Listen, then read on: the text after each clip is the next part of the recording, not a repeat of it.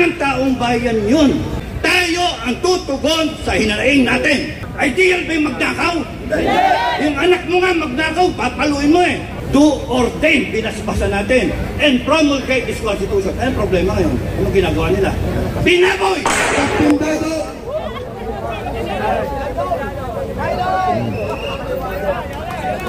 Hari na ho! Yung humamon, yung kumasaho sa hamon ng bawat Pilipino, Captain Tano, Colonel Beltran, ang guerrilla fighters na nandito na po sa inyong harapan. Mabuhay po kayo, sir. Magandang gabi sa inyo lahat. Thank you, thank you. At isang honor yung nandito kami. Isang honor. Kasama namin yung mga commander ng Filipino Guerrilla Forces. Hawak nyo ng itaas yung kamay nyo. Makikilala kayo eh. Mga nandito. At yung mga nakikinig na Filipino Guerrilla Forces all over the country. One time, big time. Okay, one time, big time. Tapusin na natin to. Tapusin na natin to. Kasi mali eh. Okay. Bakit tayo nandito? Okay. Bakit tayo nandito? Kung tatandaan ninyo, 2 taon mula noon, may 10 taong kumandidato, humingi ng tulong natin.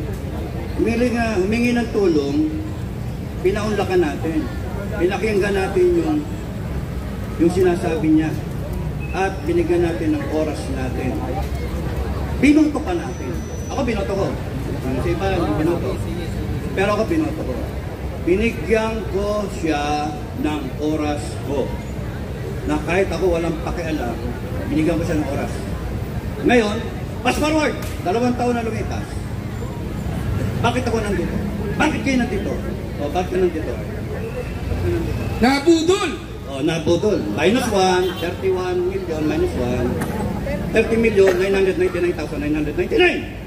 -1, 39,999,990. Oh, ba't kayo nandito? Marcos arrest yan! Ikaw, wag naman. Yan mo na. Wag naman. Galit eh. Baka antipresyon. Ngayon, ba't tayo nandito? Ba't ako nandito? Gusto ko i-share sa inyo. Kami ng grupo ko, kaya kami nandito. Kasi gusto namin humingi ng oras sa kanya. Binigyan ko siya ng oras, binigyan natin siya lahat ng oras. BBM, bigyan mo ng oras ang taong bayan.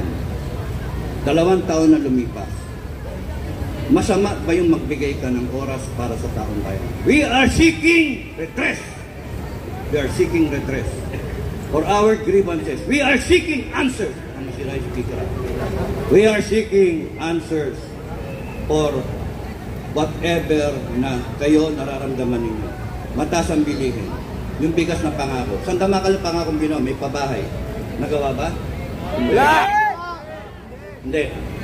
So, nandito tayo para gusto natin bigyan tayo ng pansin. Binibigyan natin siya ng pagkakataon. BBM, kung nadidinig mo ko, binibigyan namin kayo ng pagkakataon sagutin ang hinanaing ng taong bayan. Number 1, you take a hair follicle drug test. Pero alam namin, di mo papansinin. Bakit? Kasi alam mo, positive ka. Diba? You take a hair follicle drug test. That's the grievance number 1. Yon ang gusto namin resulta. Number 2, ano ang ginawa ninyo sa pera ng taong bayan? Number 1, yung binintang ginto. Sana po tayo pera. We want explanation. Ano yung nangyari sa PhilHealth Fund? We want explanation. Ano nangyari dun sa 1.4 billion na blood control program? Nagbumabaha pa rin. Tapos dun wala namang walang bakal. Yung simento. Tapos hinahanap niyo yung barko na tumama doon sa blood control project na yan. Hinayupak na yan. Tapos dun, ano nangyari dun sa PhilHealth? 89 billion. Ano nangyari? Hindi natin alam, no? Ano nangyari doon sa mga pera? Marami ka pa. 500 billion na pondohan ng 250 billion. Nasaan na? Kumikita ba? Pera ng taong bayan yun. Pera yun ng mga empleyado. And yet, walang sagot. Pero kayo, sinasagot ninyo yung grievances ninyo. Ano yung grievances ninyo? Takot na takot kayo kay Sara. Takot na takot kayo kay Duterte. Kay Digong. Hindi yun ang gusto namin. Ang gusto namin, sagutin ninyo. Please, sagutin ninyo. At kayong mga nakapaligid kay Marcos, kayong mga AFP at mga PNP, pakiusap, wag niyong aawayan yung AFP, PNP. Nasasaktan kami. Galing kami doon. May mga kasama kami ng ex-PNP, may kasama kaming mga ex-military. No? Hayaan nyo lang sila. Bakit? May trabaho silang ginagampanan, mas malaking problema nila. Kung hindi sila tutugon sa hinanaing ng taong bayan, tayo ang tutugon sa hinanaing natin. Tayo. Wala nang iba. Tayo. Tayo ang hihingi ng tulong sa sarili natin. Kung hindi sasagutin ng gobyerno ang problema ng taong bayan, tayo ang tutugon, tayo ang sasagot. Why? Because we are above everyone. We have the sovereign will. Tayo yung pinakamataas. Ito lang yung konstitusyon. Ito lang. Tayo. Ito. We, the sovereign Filipino people, imploring the aid of Almighty God in order to establish a democratic and just society, that shall, and a government that shall embody our ideals. Ideal ba yung magdurog tayo? Hindi. Ideal ba yung magnakaw? Yung anak mo nga magnakaw, papaluin mo eh. Sisitayin mo eh. Yung kongreso, pinaplanter tayo. Ano? Bawal ba Bawal ba magalit? Contempt. Oh, iyo, contempt. Yes or no? Yan ang sagot nyo.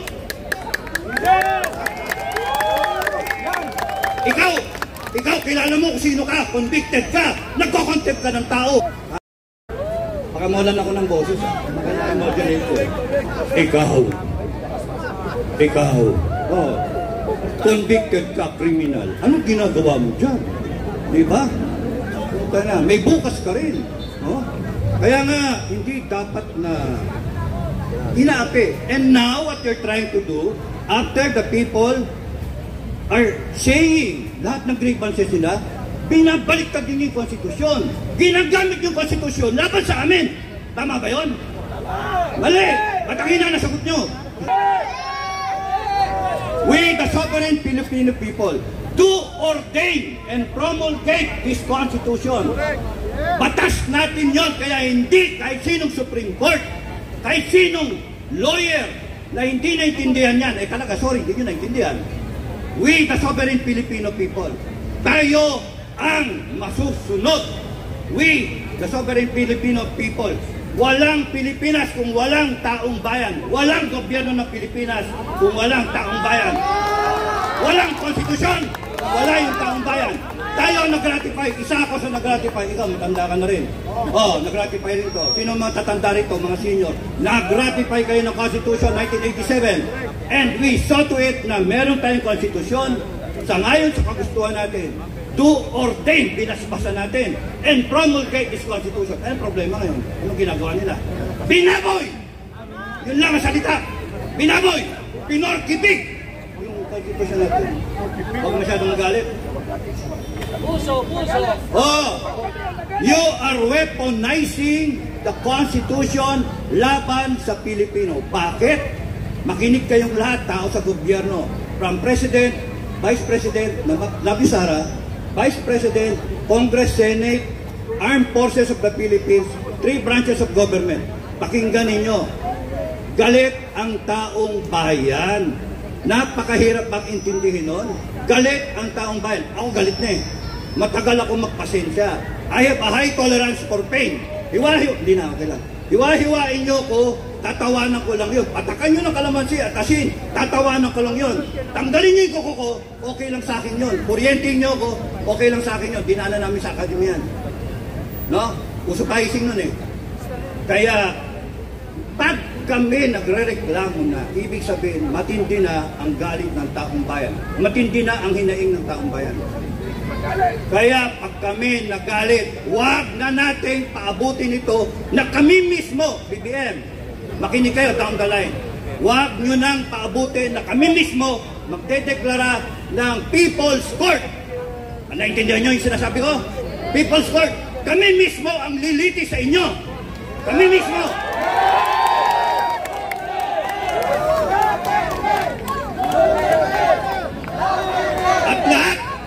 At lahat ng nagnakaw, lilitisin namin.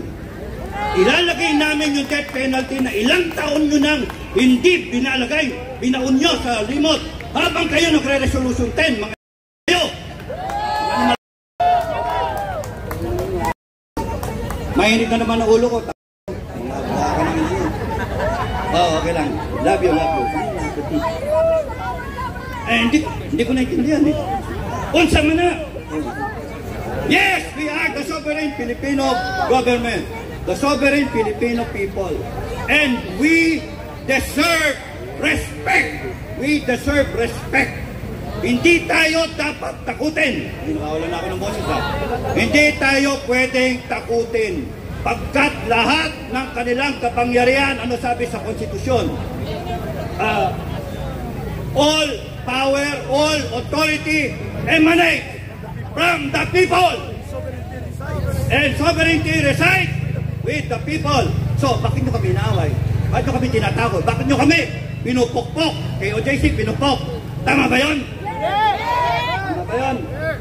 Kaya, pero huwag kayong magagalit sa ating PNP. Marami ko kilala sa PNP na mabait. Pero pagka pinukpok kayo, magalit kayo. Pinukpok kayo eh. Pag tinirakas kayo, magalit kayo. Huwag kayong matatakot mga kababayan. Kasi karapatan natin ang magalit. Karapatan natin. Hindi tayo pwedeng umupo lang. Ano tayo? Just. Kaya tayo nandito. Kasi ayaw natin maging narco. Monarchy. Communistic na estado. Tatlo yun sinabi ko. Narco, punong ng droga. Gusto niyo ba yung anak ninyo? Sige pare, anak ko, mahal kita, bumili ka ng droga sa tindahan. Gusto niyo yan? Paano may iwasan yun? Presidente Bongbong Marcos, you subject him to a drug test para sigurado. Hindi tayo pwedeng tumagal na isang araw na merong presidente na bangag. Patunayan mo, hindi ka bangag. Ano lang? Tapos doon, anak, magnakaw ka sa kapitbahay, nakawin mo lang ng pera doon. Tama ba yan? Because that is not our ideal. That is not the ideal of the Filipino people. Galit tayo sa magnanakaw. Lalong galit tayo sa buhaya. Mga plunderer.